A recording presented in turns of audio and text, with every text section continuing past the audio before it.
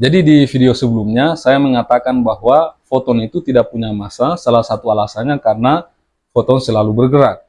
Nah, setelah video itu dipublikasikan, banyak sekali orang yang DM saya di Instagram dan berkomentar di YouTube menanyakan, "Bang, gimana nih dengan penelitian terbaru yang katanya foton itu bisa dibekukan? Berarti foton itu bisa diam dong kalau gitu."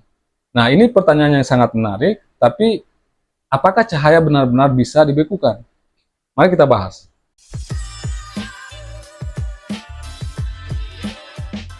Jadi sebelumnya di channel Arisvara, mereka juga mengangkat topik ini dengan mengatakan bahwa cahaya itu benar-benar bisa dihentikan total dengan merujuk pada eksperimen yang dilakukan oleh Prof. Len Hao. Dan apa yang mereka sampaikan itu memang benar adanya. Hanya saja mereka tidak menjelaskannya secara detail sehingga berpotensi membuat orang salah paham. Ya, namanya juga video short kan, banyak hal yang tidak bisa dijelaskan dalam durasi video yang sangat singkat seperti itu. Oke, jadi gini, eksperimen Prof. Len Hao memang berhasil menghentikan cahaya, tapi bukan dalam arti harfiah kalau fotonnya itu benar-benar berhenti total. Cahaya yang masuk ke gas superdingin ini tidak langsung hilang, tapi interaksi antara cahaya dan atom-atom di dalam gas itu membuat energinya itu ditransfer ke atom-atom tersebut. Atom-atom ini kemudian menyimpan pola atau informasi dari cahaya tadi. Nah, kemudian pas eksperimen ini dilanjutkan, informasi ini bisa dikembalikan ke dalam bentuk cahaya lagi. Jadi seolah-olah cahayanya itu dihidupkan kembali gitu. Ibaratnya seperti Anda sedang berbincang dengan teman Anda, kemudian teman Anda merekam suara Anda dalam pikirannya. Suara Anda memang berhenti terdengar, tapi informasi dari suara itu masih ada dalam bentuk ingatan teman Anda. Nanti kalau dia mau, dia bisa memutar ulang informasi itu dengan mengucapkannya lagi atau setidaknya mungkin menceritakannya ke orang lain. Nah, dalam eksperimen ini, atom-atom di dalam gas berperan seperti teman yang menyimpan informasi cahaya, lalu bisa memutar ulang cahaya itu nanti gitu. Kemudian soal teori relativitas Einstein yang bilang bahwa cahaya selalu bergerak dengan kecepatan konstan di ruang hampa, itu tidak bertentangan sama sekali dengan eksperimen ini.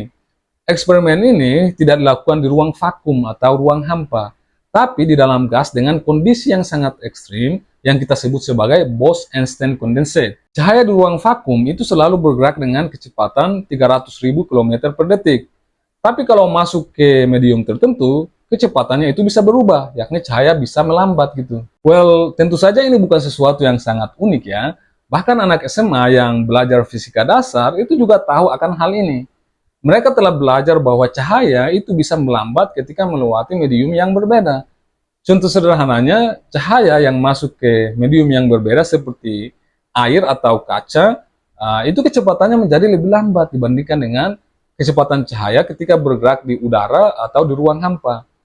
Itulah alasannya kenapa ketika kita memasukkan pensil ke dalam gelas yang berisi air, pensilnya itu kelihatan patah. Jadi singkatnya, foton itu tidak benar-benar berhenti total. Cahaya itu cuma diubah jadi bentuk informasi kuantum yang bisa dipulihkan lagi. Kemudian, teori relativitas Einstein tetap valid, karena yang dipostulatkan Einstein itu berlaku di ruang hampa atau ruang vakum, bukan di medium kayak gas ultra dingin yang dipakai dalam eksperimen ini. Tapi tentu saja saya sangat mengapresiasi channel Arisvara karena telah mengangkat topik ini. Setidaknya mereka berusaha memberikan informasi-informasi menarik tentang sains sehingga masyarakat kita itu lebih aware terhadap sains dan tahu apa sebenarnya yang dilakukan oleh para ilmuwan. Selanjutnya, ada juga penelitian terbaru yang cukup ramai ya di media sosial, di mana ilmuwan itu berhasil membekukan cahaya. Penelitian ini dipublish di Nature pada 5 Maret 2025. Oke, pertama-tama kita bahas dulu apa maksudnya membekukan cahaya. Kalau kalian membayangkan foton itu seperti air yang dibekukan menjadi es batu, ya itu terlalu jauh dan sangat liar imajinasinya ya. Foton seperti yang sudah saya sebutkan sebelumnya, itu merupakan partikel cahaya dan salah satu sifat uniknya adalah dia tidak pernah diam dan selalu bergerak dengan kecepatan konstan di ruang hampa, yaitu sekitar 300.000 km per detik. Itu artinya dalam 1 detik saja, cahaya itu bisa mengelilingi bumi sebanyak 7 kali. Jadi, tidak mungkin kita bisa membuat foton benar-benar berhenti total. Lalu, bagaimana bisa cahaya tiba-tiba dibekukan seperti dalam penelitian terbaru ini? Nah, sebenarnya penelitian tersebut bukan tentang membekukan cahaya dalam arti menghentikan pergerakannya, melainkan menciptakan kondisi di mana cahaya itu berperilaku seperti zat dengan dua sifat sekaligus, yakni sebagai cairan yang bisa mengalir tanpa hambatan, yakni superfluid, dan pada saat yang sama membentuk pola teratur seperti kristal. Nah, kondisi ini disebut sebagai supersoliditas.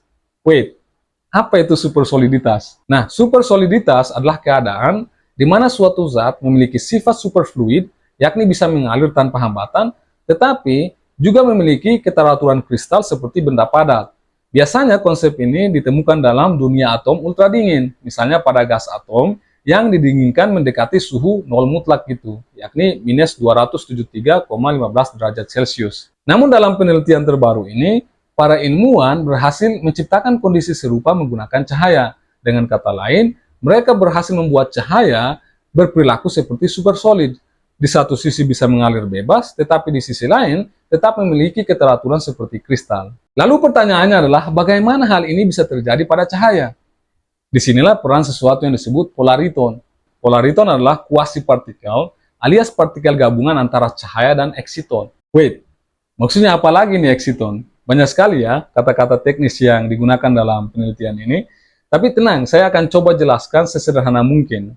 Tapi kalau kalian merasa penjelasan saya masih terlalu teknis dan rumit, ya saya sarankan kalian baca sendiri artikel yang saya berikan linknya di deskripsi ya, supaya kalian bisa memahaminya dengan cara kalian sendiri ya. Jadi, apa itu eksiton? Eksiton itu adalah pasangan antara elektron dan lubang di dalam material semikonduktor. Nah, bagi teman-teman yang punya background fisika, terutama yang pernah belajar fisika semikonduktor, kita tahu bahwa dalam suatu material itu kan ada yang namanya pita valensi dan pita konduksi kan. Pita valensi itu kan penuh dengan elektronnya, sementara pita konduksi itu awalnya kosong jika materialnya itu dalam keadaan dasar atau ground state. Nah, di antara dua pita ini ada celah energi yang kita sebut sebagai band gap. Nah, jika kita memberikan energi yang cukup pada elektron, misalnya dengan cahaya atau listrik, elektron itu bisa meloncat dari pita valensi ke pita konduksi. Namun saat elektron ini meloncat, ia meninggalkan lubang di pita valensi. Lubang ini bisa dianggap sebagai partikel bermuatan positif yang dapat bergerak dalam material. Kita tahu bahwa elektron itu kan muatannya negatif kan, sementara lubang di sini dianggap bermuatan positif sehingga antara elektron dengan lubang ini saling tarik-menarik karena gaya elektrostatik, membentuk pasangan yang kita sebut sebagai eksiton. Nah, ketika eksiton ini berinteraksi dengan foton, mereka bergabung menjadi polariton. Dalam eksperimen ini, para ilmuwan menggunakan semikonduktor khusus berbahan gallium arsenide untuk menciptakan polariton dalam jumlah besar. Jika jumlah polariton ini cukup banyak dan kondisi lingkungannya pas, misalnya suhu yang sangat rendah serta energi dari laser yang cukup, maka polariton ini bisa mengalami kondensasi Bose-Einstein. Kondensasi Bose-Einstein adalah keadaan di mana partikel-partikel tertentu jika kita dinginkan ke suhu yang sangat rendah, itu kehilangan sifat individualitasnya dan bertindak sebagai satu entitas kuantum besar yang terkoordinasi gitu. Bayangkan gini, ada sekumpulan orang yang awalnya tuh jalan sendiri-sendiri, lalu tiba-tiba mereka semua mulai bergerak sebagai satu kelompok besar dengan gerakan yang sama. Nah, disinilah polariton mulai berperilaku sebagai sesuatu yang kita sebut supersolid. Dengan kata lain, ini yang kita sebut sebagai supersolid polariton.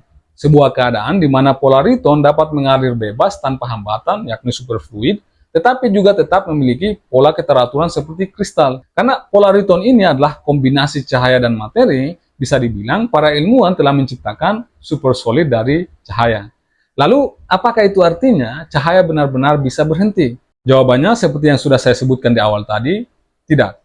Foton tetap harus bergerak karena sifat dasarnya memang seperti itu. Yang bisa kita lakukan adalah mengatur pergerakannya sehingga ia membentuk struktur tertentu.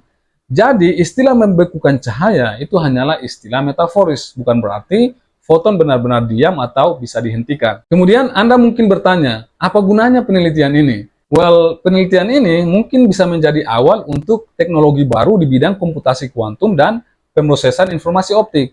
Bayangkan saja kalau kita bisa mengontrol cahaya dengan cara yang lebih kompleks, kita bisa bikin komputer kuantum yang lebih efisien atau bahkan material baru dengan sifat yang belum pernah ada sebelumnya. Namun, jangan langsung berpikir bahwa hal ini bisa diterapkan dalam kehidupan sehari-hari dalam waktu dekat. Karena eksperimen ini ternyata masih memiliki banyak keterbatasan, seperti misalnya polariton hanya bertahan dalam waktu sangat singkat, dalam skala pikosecond atau sepertriliun detik. Kemudian sistem ini membutuhkan suhu yang sangat rendah dan kontrol yang sangat presisi agar bisa bekerja dengan baik. Selanjutnya, sistem ini ternyata tidak dalam kondisi kesetimbangan. Artinya, berbeda dengan supersolid dalam gas atom yang stabil secara alami, supersolid polariton ini membutuhkan pompa laser terus-menerus agar tetap berada dalam kondisi supersolid. Jadi, balik lagi pada pertanyaan awal kita, apakah foton bisa diam? Jawabannya jelas tidak. Foton tetap harus bergerak karena sifat dasarnya memang seperti itu. Yang bisa kita lakukan adalah mengatur pergerakannya sehingga ia terlihat membentuk struktur tertentu.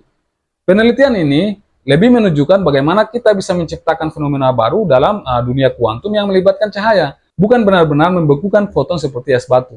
Oke, saya kira cukup sekian. Saya Muin Banyal. Salam apapun itu untuk ilmu pengetahuan dan minal aidin wal faizin.